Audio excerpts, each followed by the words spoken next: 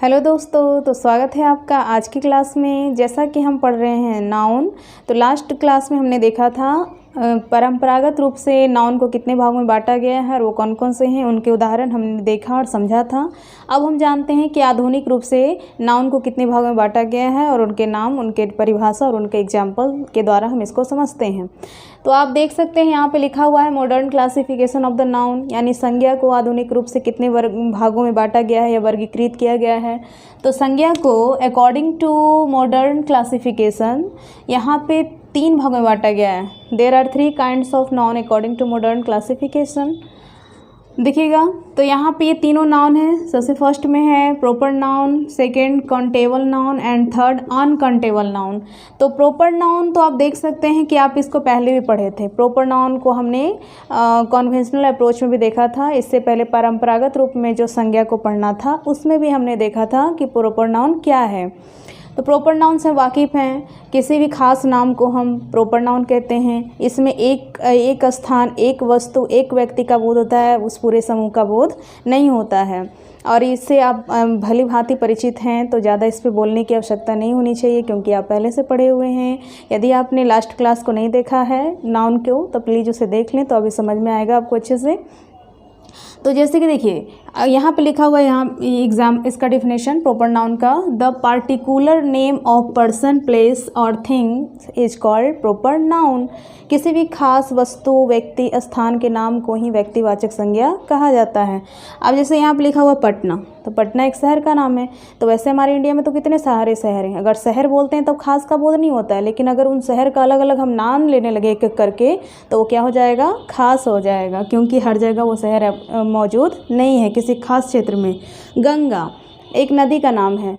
तो क्या होता है कि अगर हम नदी बोलते हैं तो नदी से खास का बोध नहीं होता है, नदी बोलने से पूरे नदी जाति का बोध होता है। लेकिन अगर गंगा बोल दिए तो क्या होगा यहाँ पे कि नदियों में एक खास नदी है, वो क्या है, गंगा। उसी तरह से यमुना, ये भी नदी का नाम है। बिहार, राज्य हमारे यहाँ बहुत सारे, अगर राज्य बोल दिए तो पूरा राज्य का बोध होता है, लेकिन राज्य का अलग अलग नाम लेने लग जाएँ तो वो क्या हो जाएगा, खास। तो बिहार क्या है, खास राज्य का नाम है।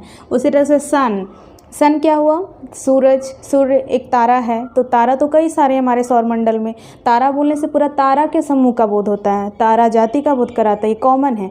बट उसमें तारों का अगर अलग अलग हम नाम नहीं लगे, उस तारे का नाम क्या है, उस तारे का नाम क्या है, तो वो क्या हो जाता है, खास। उसी तरह से ईस्ट, पूर्व, अगर हम डायरेक्शन बोल दें तो वो कॉमन है क्योंकि दिशाएँ कई सारे हैं, लेकिन उन दिशाओं का अलग अलग हम नाम ले लें तो वो क्या हो जाएगा, खास। जैसे ईस्ट का मतलब क्या होता है, पूरब। महात्मा गांधी, अभी देखिए व्यक्ति बोल दें तो बहुत सारे हैं, बहुत सारे व्यक्ति बोलने से पूरा व्यक्ति जाति का बोध होता है, लेकिन उन व्यक्तियों में अलग अलग हम नाम लेने लग जाएं तो वो क्या हो जाएंगे, खास। तो महात्मा गांधी क्या हो गए, खास व्यक्ति का नाम हो गया।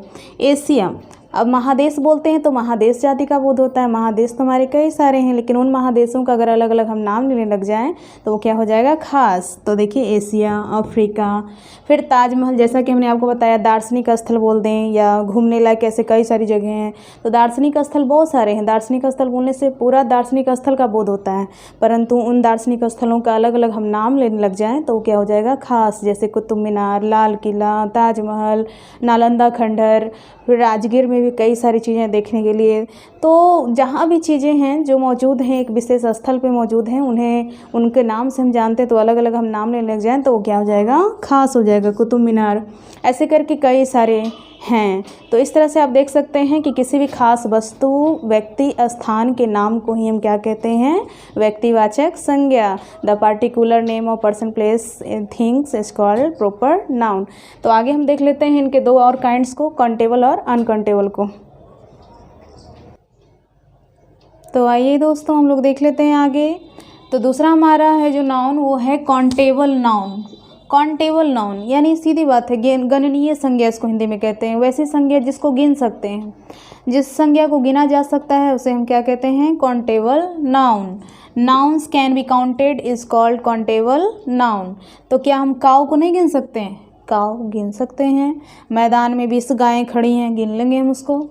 बॉय इसे भी गिन सकते हैं, गर्ल, सिटी शहर को भी गिना जा सकता है, विलेज, टीम एक टीम में कितने सदस्य हैं उसको गिन सकते हैं, क्लास एक वर्ग में कितने विद्यार्थी या कितने लोग बैठे हुए हैं उसको हम गिन सकते हैं, ओशियन महासागर को गिन सकते हैं, सी सागर को भी गिन सकते हैं, रिवर को भी गिन सकते हैं, कितनी नदियाँ हैं हमारे विश्व में या देश में ऐसा गिना जाता है। तो मतलब सीधी बात है कि इसको छोटा करने का रीज़न ये था कि जो इससे पहले हमने पढ़ा था कॉमन और कलेक्टिव नाउन, तो कॉमन नाउन को भी हम गिन सकते हैं और कलेक्टिव नाउन को भी हम गिन सकते हैं, तो इसलिए इसको छोटा करके कर दिया गया क्या, काउंटेबल नाउन। यानी काउंटेबल नाउन के अंतर्गत कॉमन और कलेक्टिव नाउन को क्या कर दिया गया, कॉम्बाइन कर दिया गया और इन दोनों को मिलाकर इन दोनों को एक साथ मिक्स कर दिया गया, क्योंकि इन दोनों नाउन को हम क्या कर सकते हैं, गिन सकते हैं। इसलिए एक नया नाम आ गया क्या, काउंटेबल नाउन। तो सीधी बात है कि जिस संज्ञा को हम गिन सकते हैं उसे क्या कहते हैं, countable noun. The noun which is counted is called countable noun. और काउंटेबल नाउन के अंतर्गत कॉमन नाउन वाले जितने भी होंगे काउंटेबल में आएंगे, कलेक्टिव नाउन वाले जितने भी होंगे काउंटेबल में आएंगे, क्योंकि इन दोनों संज्ञाओं को हम गिन सकते हैं। तीसरा हमारा काइंड है अनकाउंटेबल नाउन। अनकाउंटेबल अगणनीय संज्ञा, मतलब जिस संज्ञा को हम गिन नहीं सकते हैं।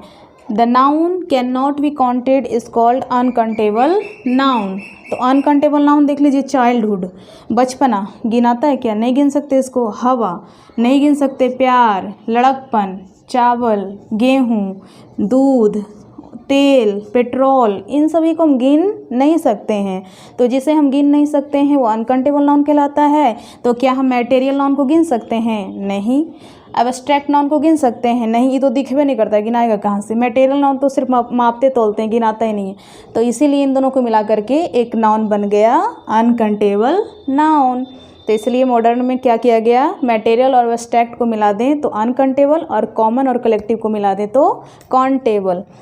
और याद रखिएगा ध्यान से कि जितने भी एब्स्ट्रैक्ट नाउन होते हैं उन एब्स्ट्रैक्ट नाउन के अंत में या तो हुड लगा रहता है, ये सभी चीज़ें लगी रहती है, हुड, नेस। एब्स्ट्रैक्ट नाउन का इंड, बहुत सारे शब्द इसके ऐसे हैं जिसमें हुड लगे, जैसे काइंडनेस, बैडनेस, ये सारी बहुत सारी चीज़ें, बॉयहुड, चाइल्डहुड, बहुत सारे ये मतलब एब्स्ट्रैक्ट नाउन के अंतर्गत ऐसे शब्द आते हैं जिसके अंत में नेस और हुड लगा रहता है। इसके अलावा और भी चीज़ें लगी होती हैं सफिक्स के रूप में। तो या ध्यान रहे यही है नाउन। तो नाउन हमने समझ लिया है, प्रॉपर नाउन, काउंटेबल नाउन और अनकाउंटेबल नाउन। इसके एग्जाम्पल्स को देख लिए, डेफिनेशन को देख लिए। तो ये था नाउन। यदि आपको नाउन अच्छा लगे तो प्लीज़ आप वीडियो को लाइक सब्सक्राइब ज़रूर करें, शेयर भी करें ताकि और भी नए लोग देखें समझें। और आपने इंग्लिश ग्रामर के शुरू से वीडियो नहीं देखा है तो उसे देखें समझें, क्योंकि हम आपको लेटर से प्रोवाइड करा रहे हैं ताकि आप शुरू से पढ़ें इंग्लिश और इंग्लिश ग्रामर आपका स्ट्रॉन्ग हो, समझते हुए चलें। क्योंकि हम कुछ भी समझ के पढ़ते हैं तो हमारे लिए पढ़ना बहुत ही सरल हो जाता है। तो आदत डाल लीजिए समझ के पढ़ने का, क्योंकि समझा हुआ चीज़ हमारे दिमाग में बहुत लंबे समय तक रहता है। तो प्लीज़ लाइक शेयर सब्सक्राइब ज़रूर करें हमारे वीडियो को। Thank you.